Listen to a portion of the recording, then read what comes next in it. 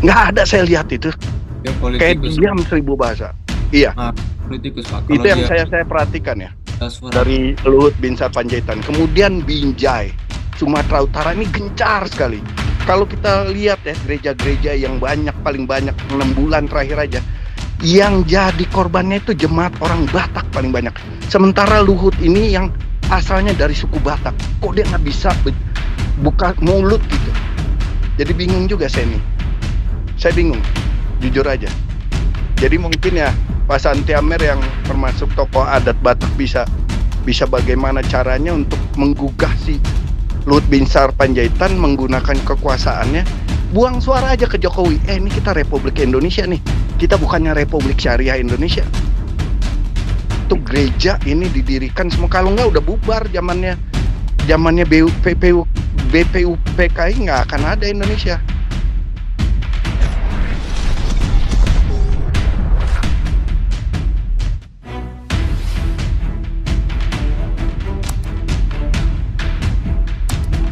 Ke Pak Santi Amer dulu. Silakan Pak Santi Amer.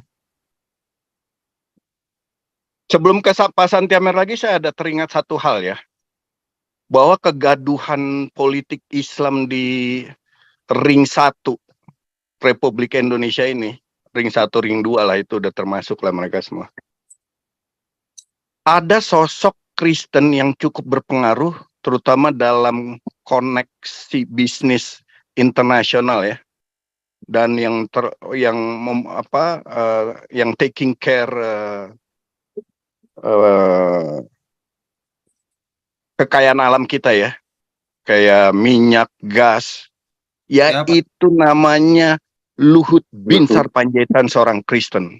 Tapi kok diam? Itu yang saya pertanyakan sampai sekarang. Kok diam? Nggak bisa cuman buang kata aja, misalnya lagi ngopi sama Jokowi pagi hari, Wi, tuh gereja ditutup tuh, Wi. Bisa nggak kita lakukan sesuatu untuk masyarakat itu agar terbantu ya? Nggak ada saya lihat itu. Kayak diam 1000 bahasa. Iya. politikus Pak. Itu yang saya perhatikan ya. Dari Luhut Binsar Panjaitan. Kemudian Binjai, Sumatera Utara ini gencar sekali. Kalau kita lihat ya gereja-gereja yang paling banyak 6 bulan terakhir aja, yang jadi korbannya itu jemaat orang Batak paling banyak. Sementara Luhut ini yang asalnya dari suku Batak, kok dia nggak bisa buka mulut gitu. Jadi bingung juga saya nih. Saya bingung, jujur aja. Jadi mungkin ya Pak Santi Amer yang termasuk tokoh adat Batak bisa bagaimana caranya untuk menggugah si Luhut Binsar Panjaitan menggunakan kekuasaannya, buang suara aja ke Jokowi. Ini kita Republik Indonesia nih, kita bukannya Republik Syariah Indonesia. Tuh gereja ini didirikan semua, kalau nggak udah bubar zamannya BPUPKI nggak akan ada Indonesia. Tapi dilencengkan terus, seakan-akan mereka masih aja nggak puas, masih mau mendirikan ideologi syariahnya ini di negara Republik Indonesia. Nah, kenapa, pertanyaan kembali, kenapa sosok se-powerful Binsar Panjaitan tidak mampu hanya buang suara ke Jokowi? Alasan politik buat saya omong kosong lah.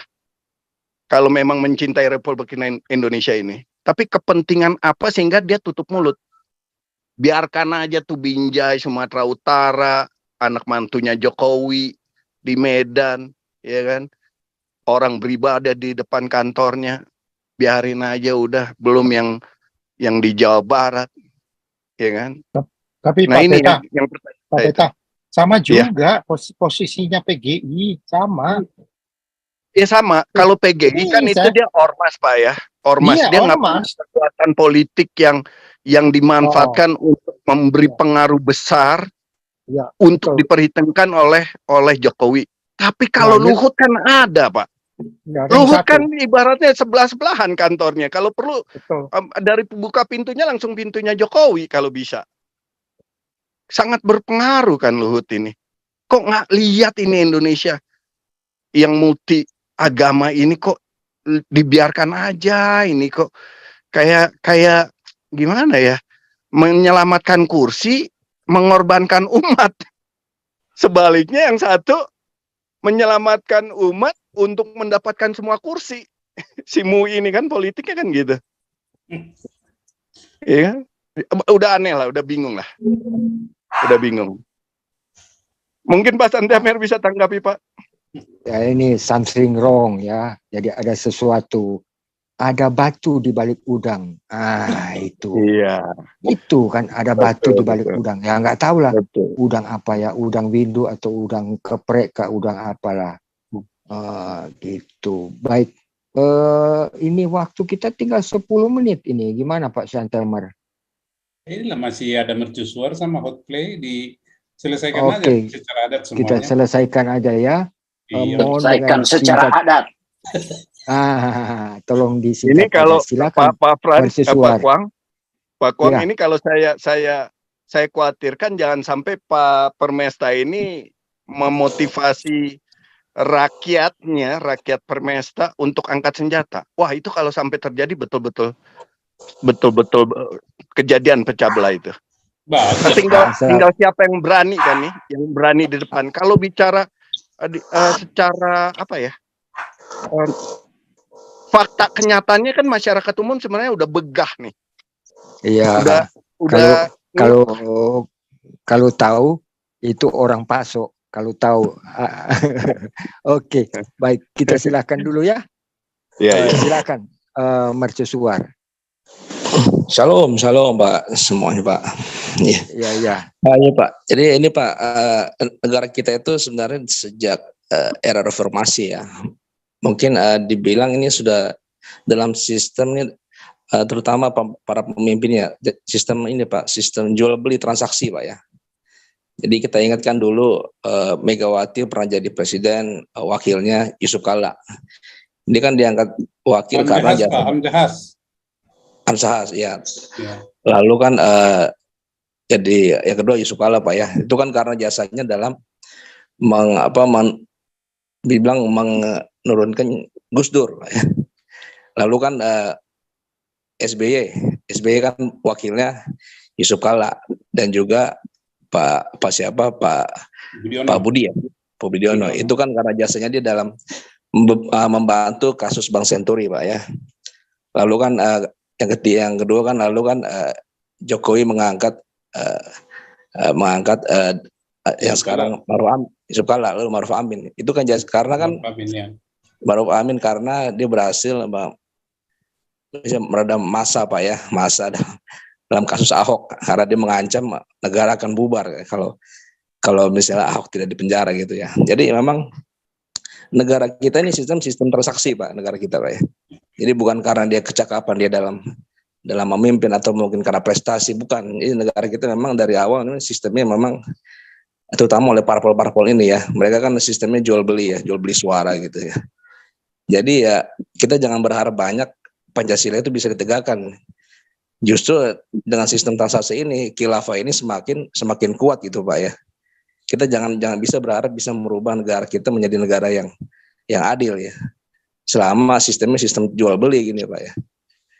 Jadi mau nggak mau ya kita sebagai minoritas ya kita harus berjuang sendiri Pak gitu Pak. Kalau kita mau berharap dari pemerintah ya mereka sudah ini semua, sudah memegang semua dari atas sampai bawah ya. Terutama Yusuf Kala Pak ya, Yusuf Kala kan bisnisnya dia kan di bawah naungan Bukaka Pak ya, Bukaka itu kan sekarang udah bisa mempunyai smelter Pak ya, smelter nikel ya. Itu karena kan dia di dalam lingkungan pemerintah ya, Yusuf Kala ini ya. Padahal dia awalnya hanya jual beli mobil aja di Sulawesi, lalu dia bisa main ke bisnis-bisnis yang lain ya. Bahkan dia menguasai semua komoditas di Sulawesi, dia bermain jual beli coklat segala macam, dia bermain semua. Membuka kayak gini, bahkan dia kan bisa sampai kerjasama dengan investor dari China Pak ya. Dari China dia bisa menjalin untuk membuka smelter nikel di daerah Palopo itu Pak. Padahal dia kalau kita lihat si Yusuf Kala ini kalau kampanye dia sangat anti sekali dengan Cina ya. Dia bilang wah jangan sampai negara kita dikuasai Cina. Padahal dia sendiri perusahaannya dia bekerjasama dengan perusahaan investor dari China gitu. Ini kan orang sangat munafik sekali Pak ya, Yusuf Kala ini ya. Di belakang dia manis-manis, tahu dia di sini di Indonesia dia jelek-jelekin pengusaha Tionghoa gitu Pak. Ini orang ini sangat licin sekali Pak. Jadi kita harus benar-benar tahu Pak ya. Mereka ini kemana ininya, jaringannya mereka di mana, kita tahu semua. Sebenarnya kita bisa mengetahui dari apa yang mereka ini Pak ya. Mereka dalam bisnisnya ini Pak ya. Sampai ke MUI semua kan, MUI itu bisa besar ya karena ya mereka masuk ke dalam pemerintahan itu semua Pak gitu Pak. Ya, seperti itu kira-kira Pak. Makasih Pak.